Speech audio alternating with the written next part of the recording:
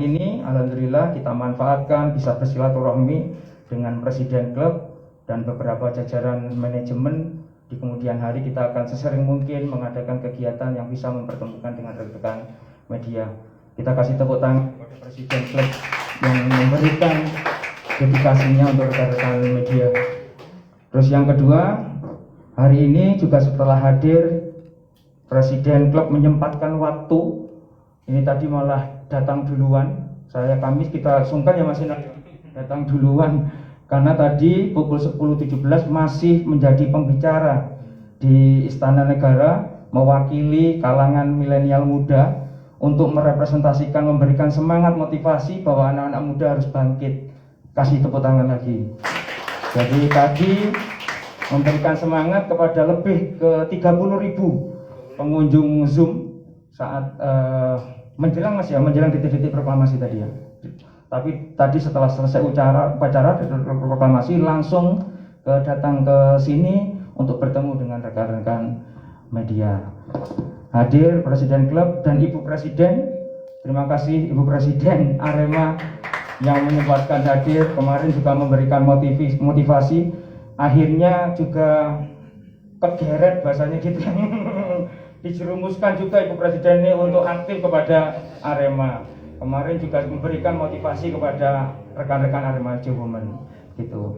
Datang yang jarang muncul Pak Inal karena keliling ke negara Asia Tenggara dari sponsor. Ini kemarin datang dari Turki ya? Iya, Turen Kidul ya.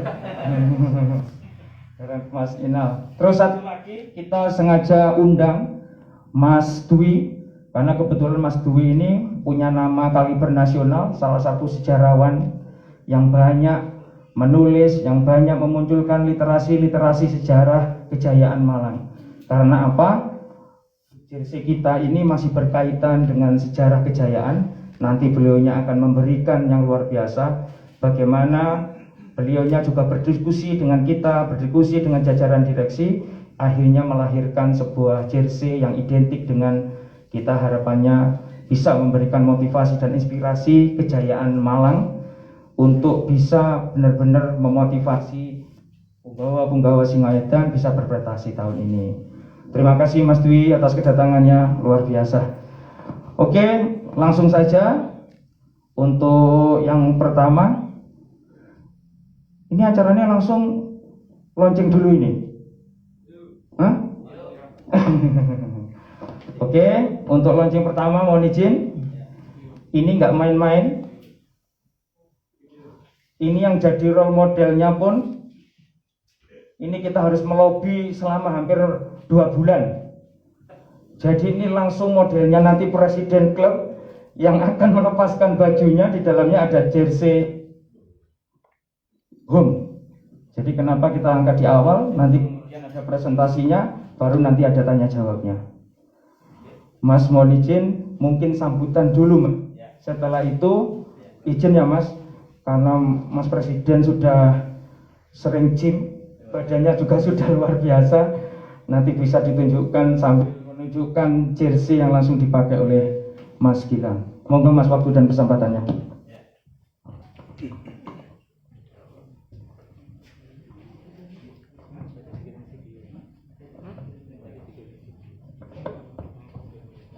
Assalamualaikum warahmatullahi wabarakatuh. Selamat pagi teman-teman semua. Ada istriku Mas Inal, Pak Dwi dan juga Pak Sudarmaji, juga rekan-rekan media. Senang rasanya bisa berkumpul lagi dengan teman-teman karena banyak sekali yang komen Pak Sudarmaji ya. Kenapa kok sekarang Arema tuh jauh dari media? Sebenarnya bukan jauh, tapi karena emang lagi PPKM makanya kita batasi. Dan hari ini di kesempatan yang berbahagia ini kita bisa berkumpul lagi di sini, ya kan? Kalau kalian nanti ada unek-unek yang mau ditanyakan, silakan ditanyakan. Nanti setelah acara proses launching jersey Arema ini kita laksanakan. Dan alhamdulillah hari ini kita bisa melaunching jersey home ya. Ini yang ditunggu-tunggu para Aremania. Jadi hari ini resmi kita launching jersey kita untuk musim ini, tapi belum ada sponsor ya Mas Inal ya. Jadi ini jersinya masih polosan. untuk sponsor kita sudah ada masuk beberapa. Nanti mungkin teman-teman kalau ada yang bertanya bisa kita bantu jawab. Dan yang hari ini kita launching jersey-nya adalah jersey kerajaan di Malang. Ya, ada filosofinya lagi dijelaskan sama Pak Dwi. Intinya jersey yang akan kita launching ini semoga tuahnya bisa memberikan prestasi buat Arema. Para punggawa-punggawa Arema bisa bekerja keras lagi seperti seorang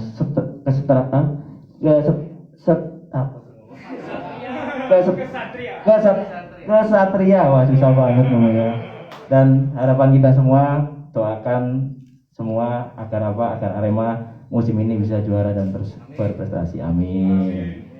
Sekian dari saya, terima kasih. Wassalamualaikum warahmatullahi wabarakatuh. Musiknya mana musiknya sekalian? Ayo. Siapa? Di depan atau di? Nah, di depan. Mohon izin loh Mas, tanpa mengurangi rasa hormat Mas Presiden. Jadi saya pakai.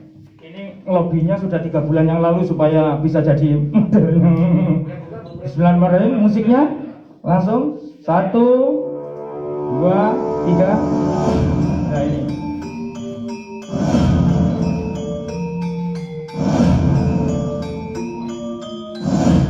Dibantu oleh Ibu Presiden ini sebagai bukti rasa cinta dan kasih.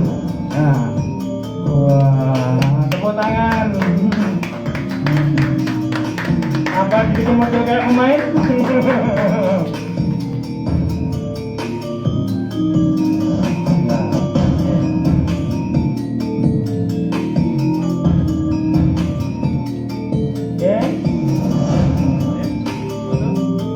Mas Dwi foto dulu. Yang di medsos sudah mulai bisa dinaikkan biar Aremania tahu ya. Oke, cukup atau belum?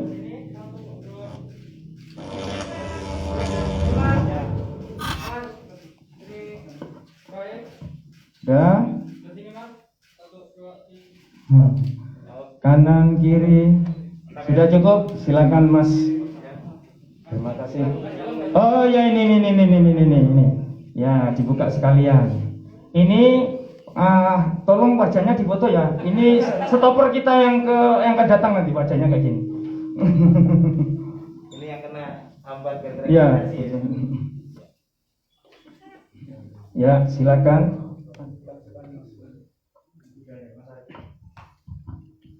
Oke.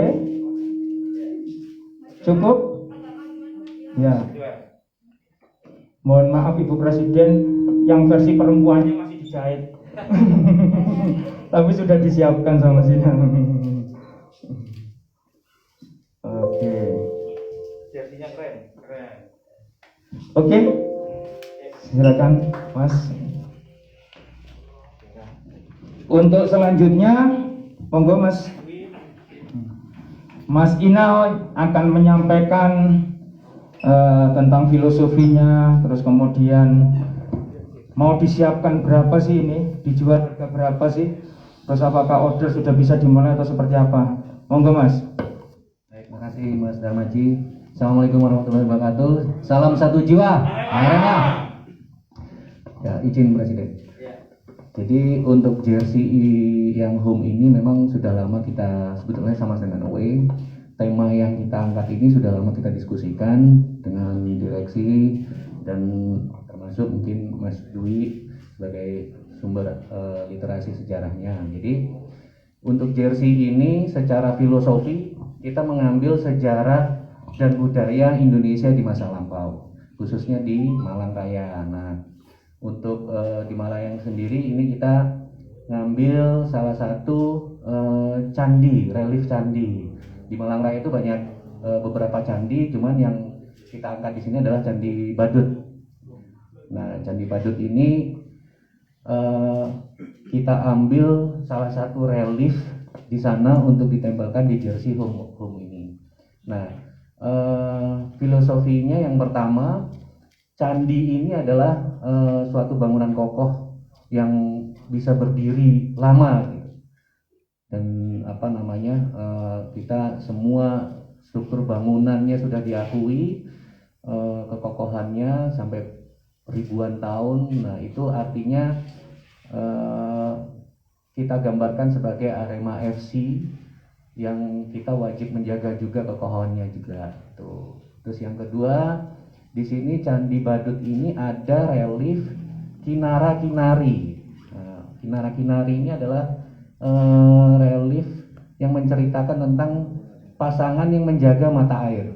Nah, mata air ini digambarkan kalau di kita berarti suatu anugerah dari Tuhan yang tidak ada habisnya.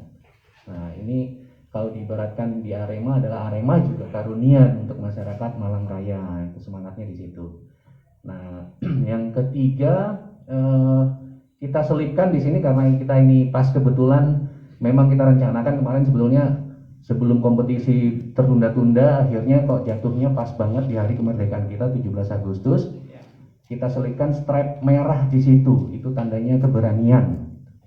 Nah, sepak bola khususnya Arema ini bukan hanya klub bola tapi juga harga diri yang harus kita jaga dengan keberanian. Secara singkat sih seperti itu untuk filosofinya. Nah, untuk penjualannya ini kita bandrol harga 500.000 full set dengan boxnya juga.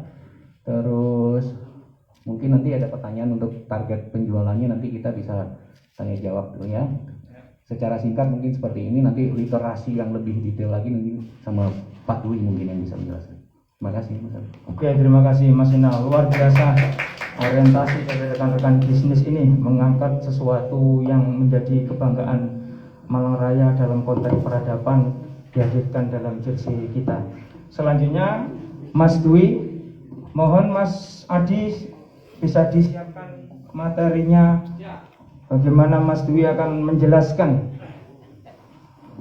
Arema dalam konteks kebudayaan, Arema dalam konteks peradaban masa lalu. Ternyata Mas Dwi memiliki literasinya. Semoga saja hal ini tidak hanya kita gaungkan saat launching jersey ini aja. Bahkan Mas Dwi tadi sudah menawarkan, ayo kita bikin, kita yang menawarkan, kita akan melakukan jejak peradaban itu. Bahkan tadi dibocorkan sebenarnya ada relief singa bahwa Panji itu di salah satu candi. Mungkin kita kelewat dengan itu. Nanti kita ke depan akan pastikan itu menjadi sebuah simbol perjuangan Punggawa Singoeda. Iya, tepuk tangan. Oke, sudah siap? Ini belum nyala? Oh, TV-nya belum dicas? Oh, sudah dicas. Ini TV yang tidak pakai listrik, tapi tenaga teriakan, makanya bisa teriakan. Ya, mulai silakan Mas Dwi, monggo waktu dan kesempatannya. Oke, Assalamualaikum warahmatullahi wabarakatuh. Salam satu jiwa. Terima kasih Mas Darmaji, Bapak dan Ibu Presiden Arema, serta teman-teman pers sekalian. Pertama saya mengucapkan selamat ulang tahun untuk dua momen, yaitu momen hari ini yaitu 17 Agustus, hari ulang tahun kemerdekaan Republik Indonesia yang ke-76, dan sekaligus seminggu yang lalu itu adalah hari ulang tahun Arema. Nah, ini Agustus ini memang betul-betul menjadi momen, baik momen Indonesia ataupun momen Malang, termasuk di dalamnya momen Arema. Baik, pada hari ini saya kira ada satu momentum juga yang menarik. Momentumnya adalah launching jersey ya. Yang saya menyebutnya ini adalah jersey khusus yang tidak seperti biasanya, dan momen ini sekaligus apa yang saya sebut sebagai momen Arema kultural. Jadi Arema tidak hanya ke sport, tidak hanya ke sosial, tapi sudah mulai ada rambahan, yaitu Arema kultural. Nah, jadi paling tidak dengan jersey ini memberikan petunjuk kepada kita bahwa Arema juga harus menjadi menjadi penjaga gawang ya, karena ini berkaitan dengan sepak bola, menjadi gawang untuk gawang budaya, yaitu gawang budaya Malang Raya. Nah, teman-teman sekalian, saya di kesempatan ini akan menyampaikan apa yang saya istilahi dengan Malang Jayati. Jadi kejayaan Malang. Malang sebagai sentra peradaban lintas masa. Jadi Malang bukan hanya sebagai kawasan peradaban, tapi Malang sekaligus sentra peradaban dan lintas masa. Tidak hanya dalam satu masa, tapi ada beberapa masa sekaligus. Saya akan memulai pembicaraan ini tentu dari petanda tertua. Jika sejarah itu ditandai dengan sumber data tertulis, maka kesejarahan Malang berdasarkan sumber data tertulis itu tercatat 1261 tahun yang lalu, 1,2 milenium yang lalu. Sumber data tertulis itu adalah prasasti Kanjuruhan, atau orang menyebut juga dengan prasasti Dinoyo, yang bertarikh 760 Masehi. Dengan demikian, perjalanan sejarah Malang adalah perjalanan sejarah yang sangat panjang. Ya. Perjalanan sejarahnya lebih dari 1 milenium, jadi kurang lebih 1/4 milenium yang lalu. Nah, prasasti Dinoyo ini menjadi petanda penting bagi Malang, menjadi petanda mula sejarah Malang. Tapi prasasti Dinoyo ini sekaligus menjadi petanda bahwa kala itu Malang Raya, termasuk juga Jawa Timur, memasuki suatu era, satu periode yang saya sebut sebagai periode literal. Ya.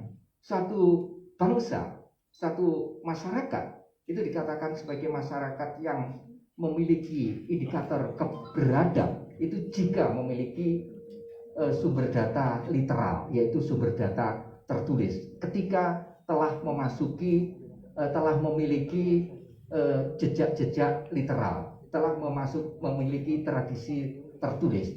Prasasti Kanjuruhan bukan hanya prasasti tertua di Malang Raya, tapi sekaligus prasasti tertua di Jawa Timur. Candi Badut bukan hanya candi tertua di Malang Raya, tapi Candi Badut juga menjadi candi tertua di Jawa Timur. Kerajaan Kanjuruhan bukan hanya kerajaan tertua di Malang Raya, tapi sekaligus kerajaan tertua di Jawa Timur. Orang sering mengatakan bahwa kerajaan Kanjuruhan itu adalah kerajaan bawahan sebagai vasal dari kerajaan Mataram yang berpusat di Jawa Tengah. Pendapat itu perlu dikoreksi. Kerajaan Kanjuruhan adalah kerajaan merdeka, kerajaan yang independen dari Mataram. Oleh karena itu, saya kira ini menjadi petunjuk kepada kita bahwa Malang sudah memasuki pemerintahan yang memiliki pemerintahan yang independen, paling tidak 1,2 milenium yang lalu. Nah, saya kira tidak salah jika teman-teman Arema memilih jejak sejarah, jejak budaya yang ada di Candi Badut ini sebagai unsur untuk mendesain jersinya, yang dalam hal ini adalah relief yang dipahatkan pada Candi Badut. Nah, Candi Badut memang memiliki banyak tinggalan, bukan hanya tinggalan arsitektur yang berupa candi induk dan 3 candi perwaranya, candi pendampingnya, tetapi juga memiliki tinggalan yang berupa arca dan relief. Salah satu relief yang di Jawa Timur hanya dimiliki oleh Candi Jago adalah relief Kinara dan Kinari. Nah ini relief Kinara dan Kinari. Nah, Kinara dan Kinari ini adalah sepasang, karena itu sebutannya Kinara dan Kinari. Digambarkan sebagai manusia setengah burung, jadi antropomorfis. Kinara-kinari adalah makhluk kahyangan. Sebagai makhluk kahyangan, Kinara-kinari sering tampil dalam perhelatan di kalangan itu sebagai musisi yang membawa alat musik petik yang disebut dengan wina. Kinara-kinari, sebagaimana dikatakan tadi, juga sebagai penjaga gawang, sebagai penjaga dari tok yang ada di kahyangan. Apa itu tok? Tok itu adalah mata air. Nah, bukan alasan, bukan tanpa alasan. Kalau kemudian tok mata air itu dikaitkan dengan relief yang ada di Candi Badut, mengingat Candi Badut berada pada das Kalimetro, Sungai Peradaban, Sungai Purba yang melintas di sebelah utara dan timur dari Candi Badut. Nah, tok atau mata air itu menjadi simbol awal mula kehidupan. Tok juga sekaligus memberikan simbol mengenai keberlanjutan kehidupan, di mana kehidupan dapat berlangsung apabila ditopang oleh keberadaan air. Oleh karena itu relief yang berupa kinara-kinari dan satu pahatan lagi yang ada di tubuh Candi Badut yang menggambarkan relief kertas tempel atau wallpaper ini menjadi kekayaan dalam bentuk seni pahat yang dimiliki oleh Malang Raya. Saudara-saudara sekalian, apakah Malang hanya menjadi pusat kerajaan Kanjuruhan saja? Tidak. Jika pada pertengahan abad ke-8 Malang menjadi pusat kerajaan Kanjuruhan, maka pada awal abad ke-10, tepatnya sejak tahun 929, kembali Malang menjadi pusat kerajaan Mataram di bawah pemerintahan Pu Sendok. Ibu kota kerajaan Mataram dipindahkan dari semula berada di Jawa Tengah, dipindahkan ke Jawa Timur. Ibu kotanya bernama Tamwelang. Sebutan Tamwelang itu didapati pada prasasti Turian, prasasti yang sekarang masih ada di Turen, di Desa Tanggung, di sebelah barat selatan dari Pasar Turen. Nah, kata Tamwelang ini mengingatkan kita pada satu tempat yang ada di seberang utara aliran Brantas di dalam wilayah Kota Malang, yaitu Tembalang atau Tembalangan. Nah, di Tembalangan itulah sangat mungkin antara tahun 929 sampai 940-an ibu kota kerajaan Mataram di bawah pemerintahan Pu Sendok itu ditempatkan. Dengan demikian, jika pada kerajaan Kanjuruhan yang dipilih sebagai lokasi ibu kota kerajaan itu adalah Das Metro, maka pada 1,5 abad berikutnya pusat pemerintahan itu digeser dari Das Metro ke Das Brantas. Bapak Ibu dan saudara-saudara sekalian, Malang kembali lagi menjadi pusat pemerintahan kerajaan, bahkan kerajaan yang besar di Nusantara. Kebesaran kerajaan ini bisa dibandingkan dengan kebesaran Sriwijaya dan kebesaran Majapahit, yaitu sebagai pusat pemerintahan kerajaan Singasari. Paling tidak selama 70 tahun, selama 7 dasawarsa mulai tahun 1222 sampai 1292, Malang menjadi ibu kota kerajaan Singasari. Mula-mula ibu kotanya berada di pertemuan 3 sungai, yaitu pertemuan Brantas, Amprong, dan Bango, yaitu di satu tempat yang sekarang kita kenal dengan Kutha Bedak. Itulah ibu kota kerajaan Singasari yang pertama yang dulu disebut dengan Kutanagara. Baru kemudian pada masa pemerintahan Wisnuwardana pada tahun 1260-an, ibu kota kerajaan Singasari dipindahkan dari yang berada di wilayah Kota Malang, tepatnya di Kutha Bedak, ke arah utara, yaitu ke Singosari sekarang. Nah, dengan demikian paling tidak 3 periode Malang itu menjadi pusat pemerintahan kerajaan, yaitu Kanjuruhan, Mataram, dan kemudian Singasari. Pada masa Majapahit, meskipun pemerintahan pusat itu ada di Wilwatekta, di Trowulan sekarang, tetapi di Malang ada 2 fasa, ada 2 kerajaan bawahan atau nagari Majapahit yang berada di Malang, yaitu Tumapel dan Kabalan. Bahkan yang menarik perhatian kita, di Kabalan, yang memerintah nagari Kabalan itu adalah putri mahkota Hayam Wuruk sendiri, yaitu Kusuma Wardani.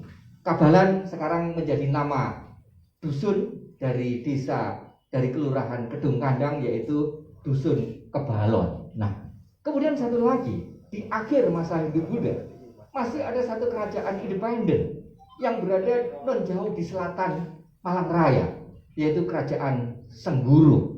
Kerajaan ini baru berhasil dikuasai, baru berhasil ditaklukkan oleh Demak, oleh Sultan Trenggono. Ini pada akhir kerajaan Demak, yaitu pada tahun 1545.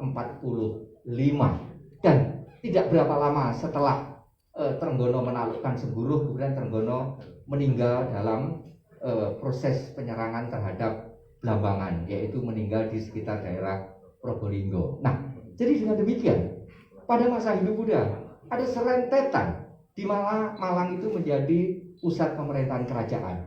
Pada masa selanjutnya, pada masa kolonial, Malang menjadi kota kedua terpenting, daerah kedua terpenting setelah Surabaya. Bahkan yang menarik perhatian kita, jika sebelumnya pusat karisidenan itu ditempatkan di Pasuruan yang disebut dengan Karisidenan Pasuruan sejak tahun 1926, pusat karisidenan itu digeser dari Pasuruan menuju ke Malang dan sebutannya Karisidenan Malang dengan plat nomor N. Ini menjadi mengapa direlokasi ke Malang? Karena Malang terutama mulai tahun 1900-an itu mengalami pertumbuhan yang luar biasa. Bahkan Malang yang semula hanya satu pemerintahan yang disebut dengan Regen Malang atau Kabupaten Malang, kemudian dimekarkan menjadi dua, menjadi Regen atau Kabupaten Malang dan Kemente atau Kota Praja Malang. Dan itu menandai tahun 1914. Dan itu menandai adanya dua Malang, yaitu Kota Malang dan Kabupaten Malang. Bahkan kemudian disusul lagi dengan adanya pemekaran berikutnya tahun 2001, yaitu hadirnya Kota Batu, sehingga Malang adalah suatu entitas, sehingga muncullah tambahan kata raya pada Malang, yaitu Malang Raya. Arema walaupun menggunakan kata Malang itu tidak hanya menempel pada kota Malang, tapi Arema paling tidak menempel pada Malang Raya. Tapi Arema juga menempel pada Indonesia.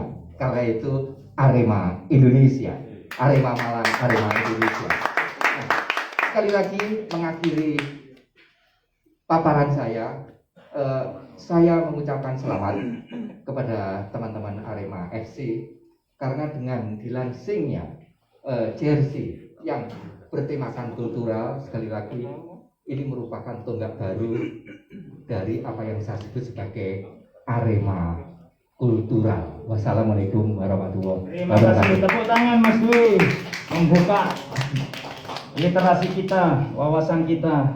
Ternyata Arema tidak sekedar tim sepak bola, tapi juga memiliki jejak-jejak kultural yang sebenarnya identik dengan perjuangan Arema. Oke, selanjutnya kita buka sesi tanya jawab. Mohon izin untuk yang live di medsos segera diakhiri karena ini sesinya